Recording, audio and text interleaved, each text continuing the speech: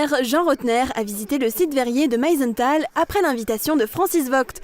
L'occasion pour le président de la région Grand Est de passer de la théorie au terrain. En effet, la région finance à différentes échelles le CIAV, le musée du verre et la halle verrière. Soufflage du verre, contemplation des pièces dans la salle Émile Gallet et compréhension de l'histoire du site étaient au programme de la visite. Toujours à Meisenthal, Jean Rotner a évoqué le problème de la réouverture de la ligne SNCF Beach-Niederbronn. Pour le président de la région Grand Est, aujourd'hui, elle n'est pas assez rentable. Il a expliqué au maire du Pays de Beach que la rénovation d'une ligne coûte 1 million d'euros par kilomètre, ce qui ferait 24 millions d'euros à investir.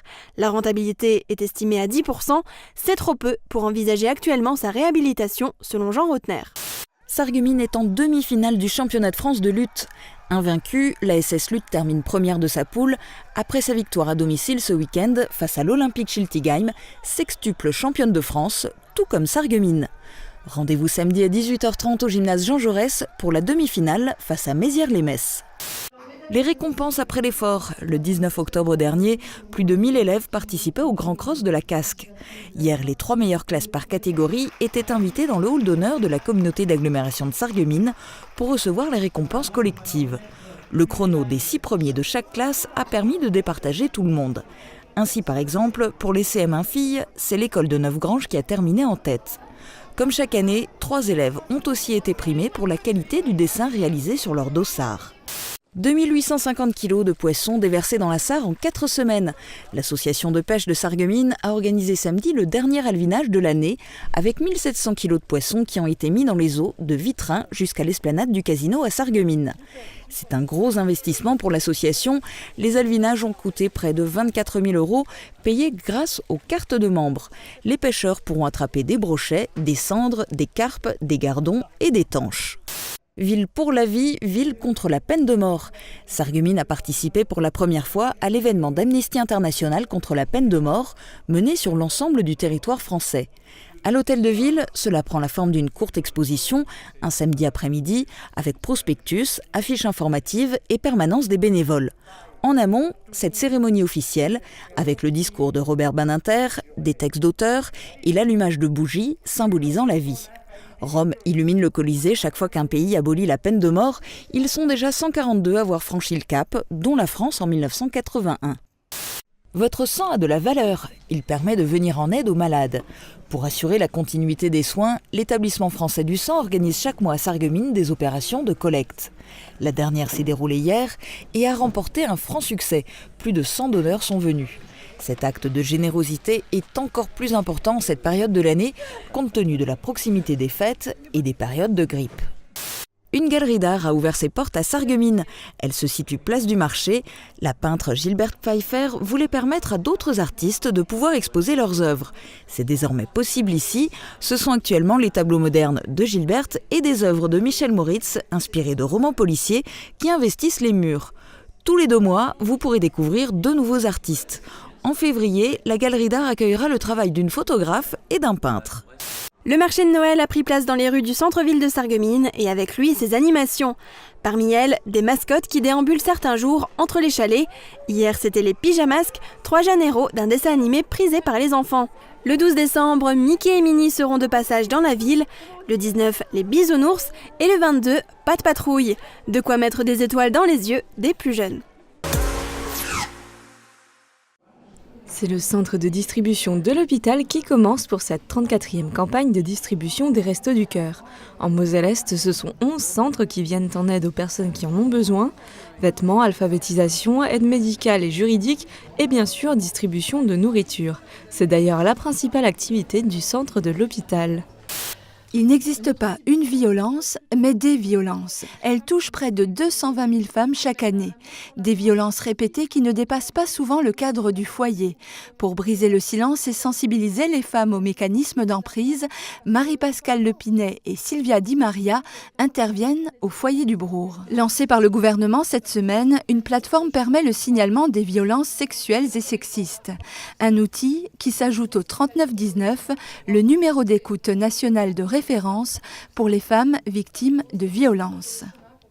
La librairie Quartier Livre de Forbach vient d'être placée en liquidation judiciaire depuis le début de la semaine par le tribunal de commerce de Sarreguemines. L'enseigne fermera ses portes définitivement dès le 20 décembre. Jusqu'au 20 décembre, l'enseigne sera ouverte du mardi au samedi de 9h à 12h30 et de 13h30 à 17h. L'occasion pour les clients réguliers et fidèles d'arpenter une dernière fois les allées de la librairie. Sur les vitrines des cellules commerciales vides, à la place des traditionnels panneaux à vendre ou à louer, des anciennes photographies de la ville de Forbach. Pour savoir qui se cache derrière cette transformation, il suffit de descendre la rue nationale. L'entreprise forbachoise JLCom a été contactée par la ville de Forbach dans le cadre du dispositif Action Cœur de Ville pour la redynamisation du centre-ville. Elle n'est peut-être pas visible depuis l'espace, mais avec ses 13 000 m² de résine rouge, la nouvelle esplanade du Carreau Vindel ne devrait pas passer inaperçue. 10 mois auront été nécessaires pour créer cette esplanade. C'est en présence de tous les partenaires que le président de l'établissement public foncier de Lorraine et maître d'ouvrage du projet coupe le ruban. L'esplanade est dès à présent ouverte au public, mais le projet Métamorphose ne s'arrête pas là. Un projet de restaurant est déjà en route. Il devrait ouvrir ses portes d'ici 2 ans. 3, 2, 1, 0 ! Et la lumière fut. Devant le public venu inaugurer officiellement le Festival de l'Avent, la place du marché se pare d'un beau manteau lumineux. Des lumières et une organisation des chalets revisités pour donner à la place un vrai caractère de village de Noël. Les organisateurs et partenaires lancent ensemble la seconde édition du Festival de l'Avent avec l'espoir qu'il fasse le plein de participants. Dans cet objectif, le nombre d'animations a encore augmenté. Fini le Forbach bashing, il s'agit de faire venir des visiteurs et au passage de faire vivre le commerce. La cérémonie de la Sainte-Barbe est avant tout une histoire de tradition.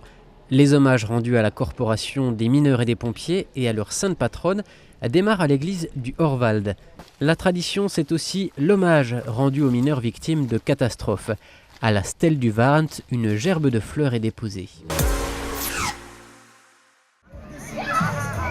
Pour Noël, quasiment tout le monde décore son habitation. Et à ce jeu-là, il y a des champions. Ils illuminent leur maison de 1000 feux et pour la bonne cause de surcroît, pour aider des personnes malades. C'est le cas ici à Vousvillers. Chaque année, la magie de Noël s'invite à l'extérieur de la maison de Claudine et de Paul Dalem. Il leur faut entre 3 et 4 semaines pour installer toutes ces décorations. Le couple en achète certaines et aussi il en fabrique. Les membres de l'association Les Mains de l'Espoir sont là pour leur donner un coup, demain, afin de réaliser des décorations.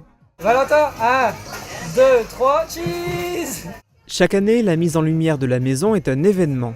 De nombreuses personnes s'y retrouvent pour rencontrer le Saint-Nicolas et le Père Noël, pour admirer les décorations et pour boire un vin chaud. Presque toute la recette récoltée lors de cet événement est reversée à la FAEI, l'association familiale d'aide à l'enfance inadaptée.